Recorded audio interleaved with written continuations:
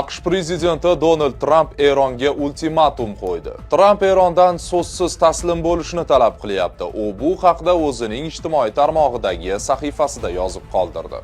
Eron bilan hech qanday kelishuv bo'lmaydi, faqat so'zsiz taslim bo'lishdan boshqa yo'l yo'q, deya yozdi Tramp. AQSh yetakchisi agar Eronning amaldagi hukumati taslim bo'lganidan so'ng AQSh va ittifoqchilar mamlakatni jar yoqasidan qaytarishga va uni iqtisodiy jihatdan har qachongidan ham kattaroq, yaxshiroq va kuchliroq qilishga yordam berishini qo'shimcha qildi. Uning so'zlariga ko'ra, buning uchun Eron boshqaruviga maqbul rahbar yoki bir necha rahbarlik qiluvchi shaxslarni tayinlashi kerak. Tramp postini Eronni yana buyuk qilamiz deb yakunlagan.